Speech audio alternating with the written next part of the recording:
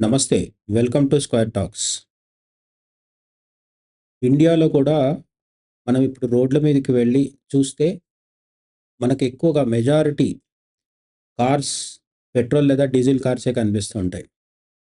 కానీ మారుతున్న ఒక ట్రెండ్ ఏంటంటే ఎక్కడ చూసినా మనకు ఈవీ వెహికల్స్ కూడా పెరుగుతున్నాయి. అంటే ఎలక్ట్రిక్ వెహికల్స్ బ్యాటరీతో నడిచే టూ వీలర్స్‌తో పాటు ఫోర్ వీలర్స్ అంటే కార్స్ కూడా రోజు రోజుకు పెరుగుతున్నాయి. అయితే ఈ ట్రెండ్ కేవలం ఇండియాలోనే కాదు, వరల్డ్ వైడ్‌గా కూడా ఉంది. వరల్డ్ వైడ్ అంటే పర్టిక్యులర్‌లీ చైనాలో ఈవీ బూమ్ అనేది చాలా ఓల్డ్ విషయం. అంటే ఇప్పటికే ఎలక్ట్రిక్ వెహికల్స్ అనేవి అక్కడ సర్వసాధారణంగా మనకు రోడ్ల మీద బాగా కనిపిస్తూ ఉంటాయన్నమాట. దానికి కారణం ఏంటంటే చైనీస్ గవర్నమెంట్ ప్రత్యేకమైన ఆహ్, డివి రివి ఇది రాయితీలు ఇవ్వడం ద్వారా ఎలక్ట్రిక్ వెహికల్స్ ప్రొడక్షన్‌ని విపరీతంగా పెంచుకునే అవకాశం కంపెనీలకు కలిగించడంతోని చీప్‌గా రావడంతో ఎలక్ట్రిక్ వెహికల్స్ వైపు అక్కడ స్థానిక అంటే లోకల్ చైనీస్ పీపుల్ అందరూ ఎక్కువ వరకు ఎలక్ట్రిక్ కార్స్ వాడుతుండడం వల్ల పెట్రోల్ కార్స్ ఏం చేయాలో అర్థం కాని పరిస్థితి ఒకటి ఏర్పడిందనమాట. ఇప్పుడు చైనీస్ మార్కెట్‌లో పెట్రోల్ కార్స్ కొనేవాళ్ళు లేకపోవడం అనేది ఎక్కడో దూరంగా ఉన్న సౌత్ ఆఫ్రికా కావచ్చు, లాటిన్ అమెరికా కావచ్చు, అక్కడ ఎఫెక్ట్ చూపిస్తుందనమాట. అసలు చైనాలో జరిగిన ఒక పెద్ద మార్పు సుదూరంగా వేల కిలోమీటర్ల దూరంలో ఉన్న మార్కెట్స్‌లో ఎటువంటి డిఫరెన్స్ తీసుకొస్తుందనేది ఇప్పుడు పెద్ద చర్చగా మారింది. నిజానికి చైనా నుంచి ఒక ఆహ్, సంవత్సరానికి లెక్కబెట్టుకుంటే 6.5 మిలియన్ కార్స్ 2024 తీసుకుంటే 6.5 మిలియన్ కార్స్ ఎక్స్‌పోర్ట్ అయ్యాయి. అంటే రకరకాల వేరే మార్కెట్స్‌లోకి చైనా నుంచి వెళ్ళడం జరిగిందనమాట. అందులో 4.3 మిలియన్ కార్స్ పెట్రోల్ కార్లే. ఈ పెట్రోల్ కార్స్ అన్నిటిని కూడా తీసుకెళ్ళి చైనా కొన్ని ఆహ్, ఇప్పుడిప్పుడే ఎదుగుతున్న దేశాలు కావచ్చు, లేదంటే ఆహ్, డెవలప్‌మెంట్‌కి కొంచెం బాగా దూరంగా ఉన్న దేశాలు కావచ్చు, రేస్‌లో వెనుకబడ్డ దేశాలు ఏవైతే ఉంటాయో, అటువంటి దేశాల్లో డంప్ చేస్తుంది అనేది మనకు న్యూస్‌లో కనిపిస్తున్న ఒక ఆసక్తికరమైన అంశం అన్నమాట. ఇది అసలెందుకు జరుగుతుంది అంటే, చైనా సబ్సిడీస్ బాగా ఇచ్చేసింది. చైనా విపరీతంగా ఈవీస్‌కి సబ్సిడీ ఇవ్వడం ద్వారా ఎందుకు ఈవీస్‌కి సబ్సిడీ ఇస్తున్నారంటే, ఇండియాలాగే చైనా గూడా తన దగ్గర పెట్రోల్, డీజిల్, నేచురల్ గ్యాస్ ఇటువంటి వాటికి సంబంధించిన నిక్షేపాలు లేకపోవడంతో అంటే ఆహ్, పెట్రోల్ అమ్మే దేశాలు ఏవైతే ఉంటాయో రష్యా, సౌదీ అరేబియా లాంటి అనేక దేశాల్లోంచి ఇండియాలాగే పెద్ద ఎత్తున ఇంధనం ఖరీదు చేయాల్సిన పరిస్థితి ఉందన్నమాట. ఈ సప్లై ఆగిపోయినా కానీ, లేదంటే దీనికోసం చాలా పెద్ద ఎత్తున విదేశీ మారక ద్రవ్యం చెల్లించాల్సిన అవసరం రావడంతోని, ఇది ఆర్థిక రంగం మీద చాలా ప్రభావం చూపిస్తుంది కాబట్టి, చైనా ఏం చేసిందంటే, ఎలక్ట్రిక్ బ్యాటరీస్ ద్వారా నడిచే ఈవీ వెహికల్స్‌కి విపరీతంగా సబ్సిడీస్ ఇవ్వడం మొదలుపెట్టింది. ఈ సబ్సిడీస్ ఇవ్వడం వల్ల వచ్చిన రిపుల్ ఎఫెక్ట్ ఏంటంటే, పెట్రోల్ కార్స్ అన్నీ అమ్ముడుపోకుండా కంపెనీల్లోనే ఎక్కడైతే ఆహ్, మ్యానుఫ్యాక్చరింగ్ యూనిట్స్ ఉంటాయో అక్కడే స్ట్రక్ అయిపోయి, అక్కడే ఆగిపోతున్నాయి. అలాగే కొత్తగా తయారు చేయాల్సిన కార్లు కూడా ఏం చేయాలో అర్థం కాని పరిస్థితి వచ్చేసిందనమాట. అప్పుడు చైనా చేసిన ఒక చైనా వేసిన ఒక గేమ్ ప్లాన్ ఏంటంటే, చైనా స్టేట్ ఓన్డ్ ఆహ్, జెయింట్స్ అంటే చెర్రీ అనే ఒక కంపెనీ ఉంది. ఆ కంపెనీ పెద్ద ఎత్తున పెట్రోల్ కార్లు తయారు చేస్తూ వాటిని విదేశాలకు ఎక్స్‌పోర్ట్ చేస్తుందనమాట. 2.6 మిలియన్ వెహికల్స్ అందులో ఎక్కువ వరకు పెట్రోల్ కార్సే ఉన్నాయి. ఇటువంటివన్నీ ఈ కంపెనీ చైనా నుంచి విదేశాలకు పంపిస్తుందనమాట. ఇంకా చాలా చైనీస్ కంపెనీస్ ఇదే బాటలో ప్రయాణిస్తూ రకరకాల విదేశీ మార్కెట్లలో చైనీస్ పెట్రోల్ కార్స్‌ని డంప్ చేసేస్తున్నాయి. డంప్ అని ఎందుకు అంటున్నామంటే మనం, ఈ చైనీస్ కార్లు వెస్టర్న్ ఆహ్, కంపెనీస్‌తో తీసుకుంటే, వెస్టర్న్ ఆటోమొబైల్ కంపెనీస్‌తో తీసుకుంటే అంటే జీఎం, నిస్సాన్, హోండా లాంటి కంపెనీస్‌తో తీసుకుంటే వీటి ధర చాలా అంటే చాలా తక్కువగా ఉండడం వల్ల ఈ చైనీస్ కార్లకి ఆహ్, లో ఇన్‌కమ్ మార్కెట్స్‌లో అంటే ఆదాయం తక్కువగా ఉండే దేశాలు ఎక్కడైతే ఉంటాయో ఆ దేశాలలో ఉండే వినియోగదారులు ఉంటారు కదా! వాళ్ళు చైనీస్ కార్లకి ఎక్కువ ఆసక్తి చూపించి ఈవీలలో ఎక్కువ కొనడం జరుగుతుందన్నమాట. ఇంకొకటేంటంటే అన్‌యూజ్డ్ ఫ్యాక్టరీస్. ఇప్పుడు ఎప్పుడైతే ఈవీ రెవల్యూషన్ వచ్చిందో చైనాలో, ఎలక్ట్రిక్ వెహికల్స్ తయారు చేయడానికి సెపరేట్ ఫ్యాక్టరీస్ కావచ్చు, సెపరేట్ యూనిట్స్ కావచ్చు, వాళ్ళు ప్రారంభం చేసుకున్నారు. మరప్పుడు అంతకుముందు పెట్రోల్ కార్స్ చేయడం కోసం ఏర్పాటు చేసుకున్న ఇండస్ట్రీస్ కావచ్చు, ఆ మెషినరీ, ఆ యంత్రాలు, ఆ మొత్తం ఇన్‌ఫ్రాస్ట్రక్చర్, మౌలిక సదుపాయాలు ఏవైతే ఉంటాయో అవన్నీ వాడకుండా వదిలేయడం కాకుండా వాటిని రీయూజ్ అంటే వాటిని మరో మార్గంలో తమ మార్కెట్ కోసం కాకుండా విదేశీ మార్కెట్ల కోసం కార్లను తయారు చేయడం కోసం చైనా వాడుతుందనేది మనకు తెలుస్తున్న సమాచారం అన్నమాట.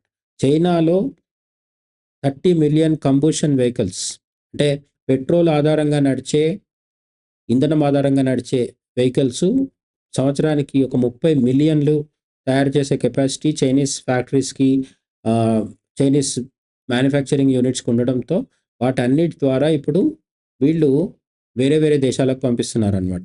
ఆ దేశాలు ఏంటి అని మనం చూసినప్పుడు లాటిన్ అమెరికా నుంచి మొదలుపెడితే eastern Europe, Africa, western Asia, south east Asia, ఇటువంటి ప్రపంచంలో అనేక ప్రాంతాల్లో ఉన్న పర్టిక్యులర్ మార్కెట్స్‌ని టార్గెట్ చేసి వీళ్ళు ఇవన్నీ పంపించడం జరుగుతుందనమాట. యాక్చువల్‌గా అయితే ఈ చైనీస్ కార్లు మనకు గతంలో యూరోప్‌లో గానీ, అమెరికాలో గానీ బాగా అమ్మేవాళ్ళు.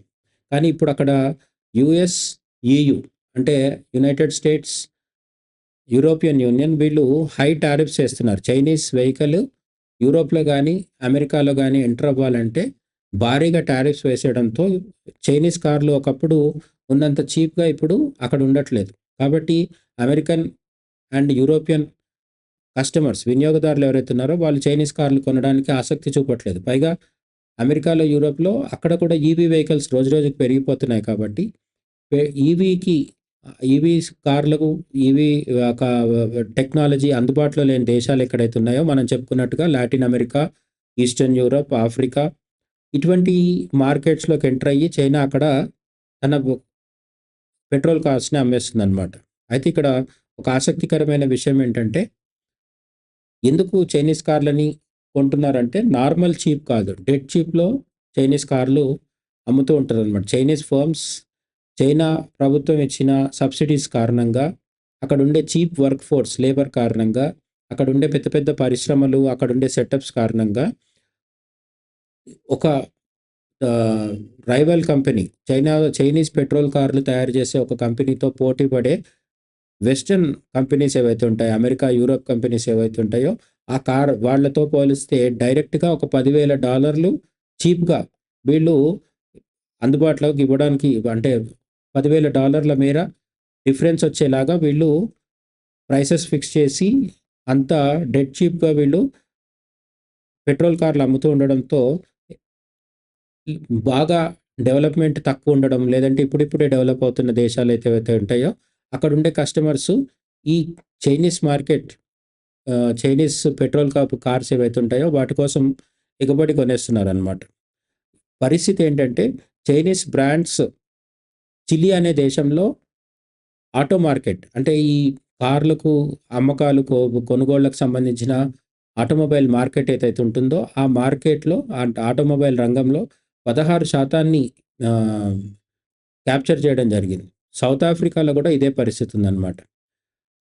పోలాండ్ అనే దేశంలో కూడా చైనీస్ కార్ల క్రేజ్ ఎంత ఉంటుంది అంటే అక్కడ కూడా వెస్టర్న్ కంట్రీస్‌కి సంబంధించిన ఆటోమొబైల్ జెయింట్స్ ఏవైతే ఉంటాయో మనం ఇంతకుముందు చెప్పుకున్నట్టుగా జీఎం కానీ, జనరల్ మోటార్స్ కానీ, నిసాన్ కానీ, హోండా లాంటి కంపెనీలు చైనా ధాటిని తట్టుకోలేకపోతున్నాయన్నమాట.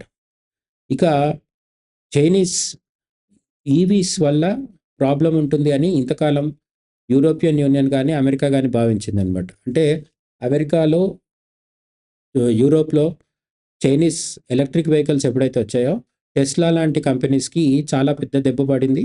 చైనీస్ ఎలక్ట్రిక్ వెహికల్స్ చీప్‌గా దొరుకుతుండడంతో అమెరికా, యూరోప్ కస్టమర్స్ అందరూ కూడా ఈ దీన్ని చైనీస్ వెహికల్స్‌ని మాత్రమే కొంటూ టెస్లాని కూడా పట్టించుకోవడం మానేసేసరికి ట్రంప్ వచ్చిన తర్వాత విపరీతమైన టారిఫ్స్ వేసి చైనీస్ కార్లు కొనడానికి ఇబ్బంది పడే పరిస్థితిలోకి వినియోగదారులను నెట్టేయడం జరిగింది.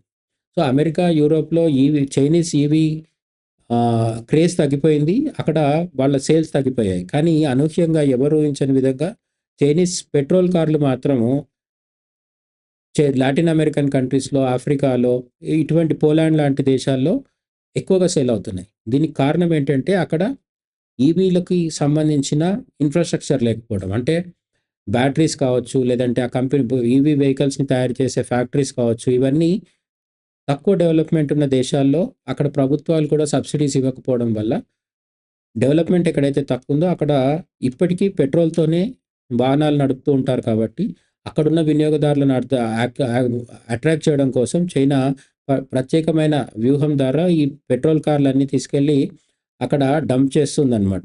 అయితే కొన్ని దేశాలు ఈ చైనా ధాటిని తట్టుకోవడం కోసం అక్కడున్న ప్రభుత్వాలు కొన్ని చర్యలు కూడా తీసుకుంటున్నాయి. మెక్సికో అనే దేశము టారిఫ్స్ పెంచడం జరిగింది. సేమ్ అమెరికా ఎట్లయితే ఎలక్ట్రిక్ వెహికల్స్ మీద చైనాకు వ్యతిరేకంగా నిర్ణయం తీసుకుందో, మెక్సికో చైనా నుంచి వచ్చే పెట్రోల్ కార్ల మీద టారిఫ్స్ పెంచింది. అట్లాగే పొలిటికల్‌గా చైనాకి, రష్యాకి మంచి ఫ్రెండ్‌షిప్ ఉంటుంది. ఇది అన్నిటి విషయంలో మద్దతు ఉంటుంది. కానీ చైనీస్ పెట్రోల్ కార్ల విషయానికి వచ్చేసరికి రష్యా కూడా ఇంపోర్ట్ ఫీస్ పెంచేసింది. అంటే చైనా నుంచి ఒక కార్ రష్యాలోకి రావాలంటే చాలా ట్యాక్సులు అన్నీ కట్టి అప్పుడు మాత్రమే రష్యన్ మార్కెట్‌లోకి ఎంటర్ అవ్వాలి. దీనివల్ల సౌత్ ఆఫ్రికా కూడా ఇటువంటి చర్యలు ఇప్పుడిప్పుడే తీసుకుంటుంది. ఇవన్నీ చేయడం వల్ల ఏమవుతుందంటే Chinese petrol cars dead cheap అనే ఫీలింగ్ కస్టమర్స్‌కి లేకుండా పోతుంది. చైనీస్ కారు అల్టిమేట్‌గా మార్కెట్‌లోకి వచ్చేసరికి రేట్ పెరగడం ద్వారా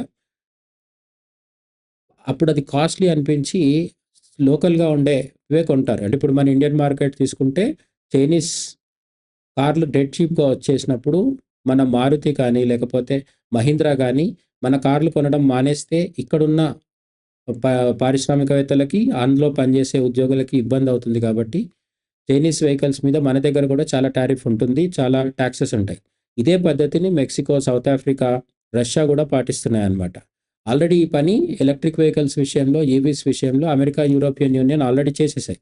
సో, మొత్తానికి చైనా ఎంటర్ అవుతే ప్రతి దేశంలో కూడా చాలా జాగ్రత్తగా రకరకాల చర్యలు తీసుకుంటే తప్ప అక్కడున్న లోకల్ మార్కెట్ గానీ, లోకల్ లోకల్ బిజినెస్‌లు గానీ, లేదంటే లోకల్ వర్క్ ఫోర్స్ కానీ, అంటే ఉద్యోగులు కానీ వీళ్ళందరికీ భద్రత ఉండే విషయం లేకపోతుంది. దీనివల్ల ఫైనల్‌గా జరుగుతుందేంటంటే జియోపొలిటికల్ ప్రాబ్లమ్స్ కూడా వస్తున్నాయనేది చాలామంది చెప్తున్నారనమాట. అంటే చైనాకి, అమెరికాకి, అలాగే చైనాకి, యూరోపియన్ యూనియన్‌కి, కొన్నిసార్లు చైనాకి, ఇండియాకి మధ్య ఇటువంటి పెద్ద పెద్ద ప్లేయర్స్ అందరికీ కూడా కామన్‌గా అందరికీ కూడా చైనాతో, ఈవెన్ రష్యాకి కూడా చైనాతో కంపల్సరీ కాంపిటీషన్ అనేది ఎదుర్కోక తప్పని పరిస్థితి వస్తుందనమాట. సో, చైనా వర్సెస్ ఆల్ అన్నట్టుగా పెట్రోల్ కార్స్ విషయంలో, ఈవీస్ విషయంలో, టెక్నాలజీకి సంబంధించిన అన్నిటి విషయంలో కూడా ఉన్న పరిస్థితి ఇప్పుడు పెట్రోల్ కార్స్ విషయంలో